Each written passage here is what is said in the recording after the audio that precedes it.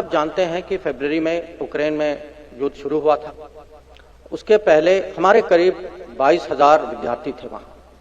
और जैसे तनाव बढ़ता गया, हमारे यहाँ एक प्रोटोकॉल है, एक सिस्टम है कि हम जो हैं उनको चेतावनी देते हैं कि भाई तनाव बढ़ रहा है तो आप सोच लीजिए आपको रहना चाहिए या नहीं रहना चाहिए वहाँ। अब उनमें से कुछ लोग निकले, बहुत सारे लोग नहीं निकले, क्योंकि वो भी स्वाभाविक है कि कोई यूनिवर्सिटी छोड़ के जाना नहीं चाहता, वो देश छोड़ के जाना नहीं चाहता। अगर उनके दोस्त नहीं निकले तो वो सोचते होंगे कि कहीं किसी तरीके से हम निपट लेंगे। तो सिचुएशन ये था कि जिस दिन 24 फरवरी वहाँ लड़ाई शुरू हुई, उस समय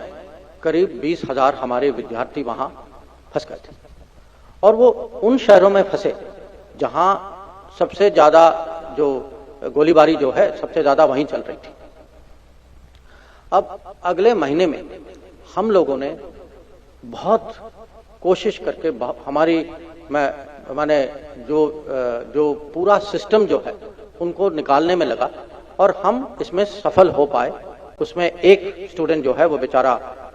वो उसकी मृत्यु हो गई थी, पर उसके अलावा ज्यादातर स्टूडेंट जो है वो बहुत सुरक्षित घर वापस आए, और आए वो करीब 90 फ्लाइट। अब इसमें जो है 2-3 सबक है। एक कि पहले इस स्पीड में, युद्ध के बीच में किसी को सुरक्षित घर लाना कोई छोटी बात नहीं, और वो भी 20,000, और उनको लाना जो है वहां हम जहाजें जो है वो यूक्रेन नहीं जा पाई, हमें बगल वालों देशों में भेजना पड़ा, वहां भी अरेंजमेंट करना पड़ा, वहां भी हमें जो है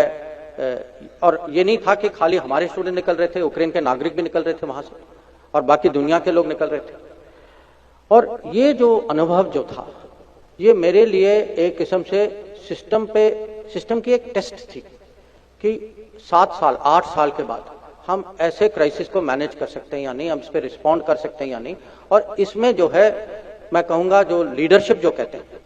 इसका नेतृत्व जो है खुद प्राइम मिनिस्टर ने पर्सनली किया, और मैं उसके बारे में आपको थोड़ा बताना चाहता हूं। जब से लड़ाई शुरू हुई,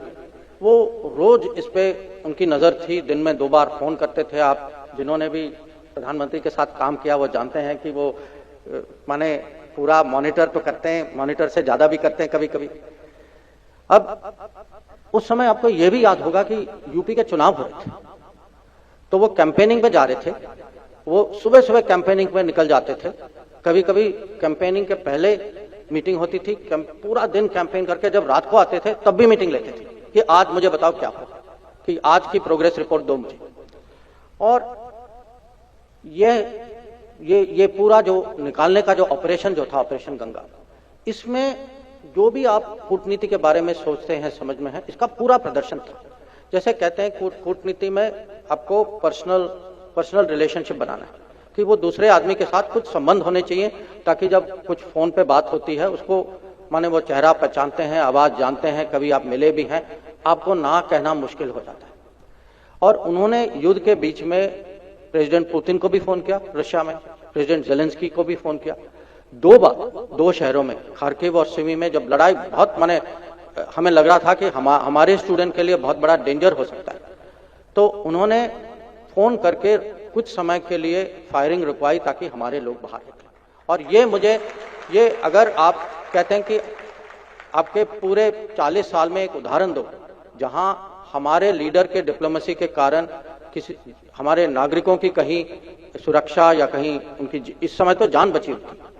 तो एक तो यह था। पर आपने उस समय कुछ और भी कहानियां सुनी होगी या टीवी में देखा होगा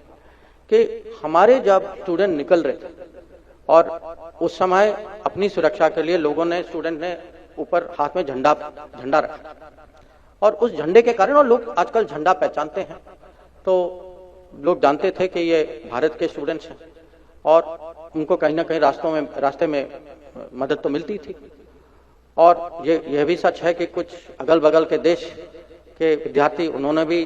झंडा हाथ में ले लिया, हमारा झंडा हाथ में ले लिया। और अब सोचिए एक मिनट कि उनको भी लगा होगा कि भाई इस देश में कुछ है, कि इनके झंडे से मेरे लिए भी कुछ फायदा है।